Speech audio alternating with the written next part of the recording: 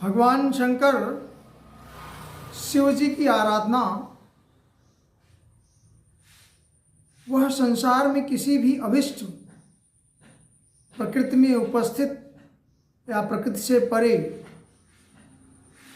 समस्त वस्तुओं का, समस्त पदार्थों का या किसी भी दुर्लभ वस्तुओं की उपस्थिति या प्राप्ति करा सकती है। भगवान शंकर को वरदानी, औढ़धानी और आशुतोष, आप ये कह सकते हैं, इनकी आराधना कभी जाया नहीं जाती या भगवान शंकर के श्लोकों में या उनकी स्थिति में आप केवल मनसः इच्छा शक्ति प्रकट करते हैं और संसार की कोई ऐसी अभिष्ट चीज नहीं है, दुर्लभ वस्तु नहीं है जो आपको न प्राप्त हो। इसीलिए रामचरितमानस में गोस्वामी जी ने भी कह दिया है, कोई भी चीज, कोई भी वस्तु आपकी इच्छित है, इच्छित भोगों की इच्छा है, फल प्राप्त करना चाहते हैं तो उसके लिए भगवान शंकर की आराधना करें, शिव की पूजा करें, शिव का ध्यान करें, शिवत्व में विलीन हो जाएं।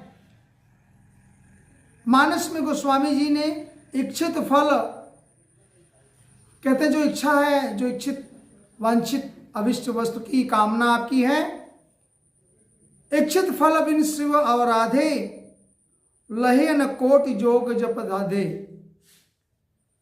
इस प्रकार से भगवान शंकर की आराधना आपकी इच्छा को, आपकी मनोकामना को पूर्ण करती है। इसी प्रकरण में भगवान की आराधना में जनक जी को, या जनक जी ने शिव की आराधना करी तो जगत जननी मां सीता उनको मिलती हैं, और दशरथ जी ने भगवान शिव की आराधना की तो परमात्मा पुरुषोत्तम श्री राम की उपस्थिति होती है। इन सम कहूं, ये जनक जी और दशरथ जी जैसे भगवान शंकर को पूजने वाला कोई दूसरा नहीं।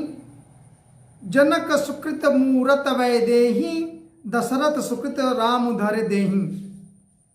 इस प्रकार जनक जी और दशरथ जी ने भी भगवान शंकर की आराधना की और उन्होंने, दोनों पक्ष ने, एक जगह भगवान श्री राम और दूसरी जगह जगत जननी सीता की उपस्थिति।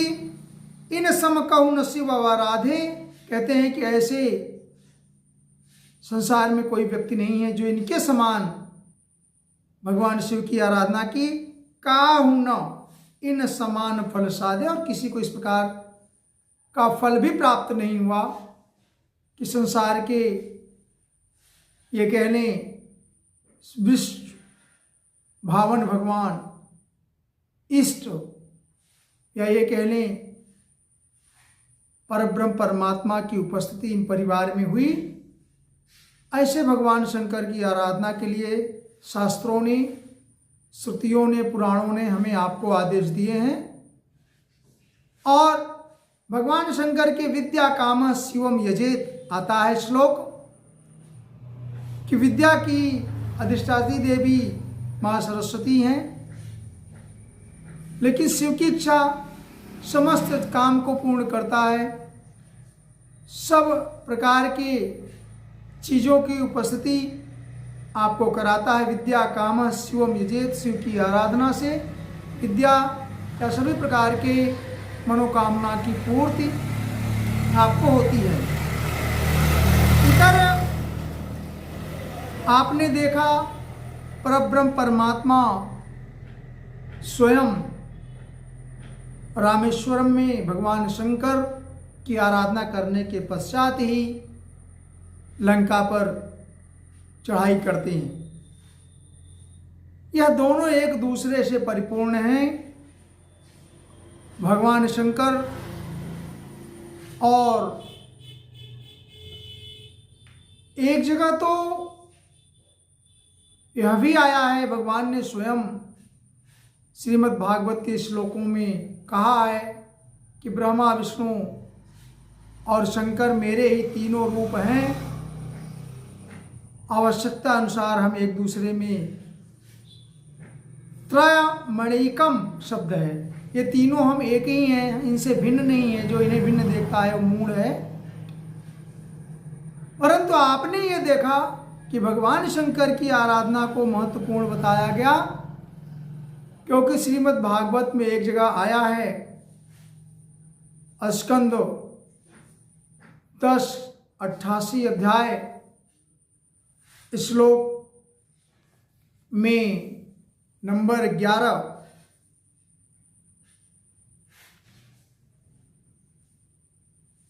अध्याय 88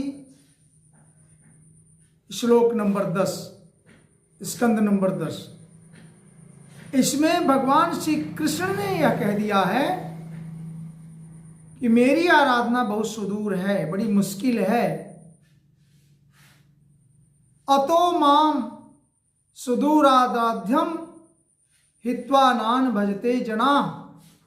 अन्य देवताओं के पूजा करते हैं लोग, हित्वा ज्ञान, अन्यान्य देवताओं को पूज करके उनसे मेरे द्वारा या विहित या इच्छित या आपने जो अपनी इच्छा से, जिस मनोभावना से, जिस मनोकामना से जिस देव की पूजा किया, गीता में भगवान गीता में भी यह कह दिया कि उस देवता में मैं आपकी आस्था लगा देता हूँ या ये उसमें विष्ट कर देता हूँ, और उनके द्वारा, मेरे ही द्वारा किए गए आपको, जो मेरे द्वारा ही विधान किया जाता है फल का, वो आपको उस देवता के माध्यम से उत्पन्न होता है। लेकिन मेरी आराधना वो मुश्किल है। इसी तरह से अगर एक छोटा सा प्रकरण जो शिव सहस्त्र नाम अवतीर्ण हुआ संसार में, तंडी ऋषि ने, ऋग्वेद के उद्गाता ने उसे रचा और उपमन्यु के द्वारा भगवान श्री कृष्ण को दिया गया ऐसी शैवी दीक्षा। कैलाश पर्वत पे उपस्थित उपमन्यु के आश्रम में भगवान श्री कृष्ण जाते हैं अपनी एक मुश्किल को लेकर के। मुश्किल क्या है? जाम्बवती ने भगवान कृष्ण से एक बार प्रसंग रखा कि हमें आप जैसा ही पुत्र प्राप्त हो, ऐसा ही धीर, बलवान या धैर्य या मधुर, सारी गुणों, जो गुण आपके अंदर उपस्थित हैं, वैसा ही मुझे एक पुत्र चाहिए। भगवान श्री कृष्ण ने ऐसी इच्छा जाम्बवती की पूर्ण करने के लिए सभी दीक्षा का प्रयास किया, और वह उपमन्यु के द्वारा भगवान स्वयं परब्रह्म परमेश्वर श्री कृष्ण, जो चंद्रमा के खोड़स कलाओं से पूर्ण है, परिपूर्ण है, स्वयं परब्रह्म है, इन्हें भी भगवान शिव शंकर की आराधना करनी पड़ी। किस काम के लिए? एक ऐसा जाम्ब पुत्र जो बाद में भगवान कृष्ण ने जना, वह भगवान शंकर की आराधना के पश्चात ही प्राप्त हुआ। ऐसे में विद्या कामा शिवम यजेत, या भगवान शिव की आराधना, भगवान शिव की जो पूजा है, वो सभी आपके कामनाओं को पूर्ण करने वाली है। सभी शास्त्रों में, और भगवान स्वयं श्री कृष्ण ने, परब्रह्म ने, राम ने भगवान शंकर को, या राजा जनक और दशरथ, या शास्त्रों में बहुत ऐसे विधान हैं जो भगवान की शंकर की आराधना को उद्यत करते हैं, हमें आपको उसमें लगाने का प्रयास करते हैं या प्रावधान करते हैं। अतः हमें आपको भी अभीष्ट चीज़ों की प्राप्ति करने के लिए भगवान शंकर की आराधना करनी चाहिए। इसी तरह से जो परब्रह्म परमात्मा, जो स्वयं श्री कृष्ण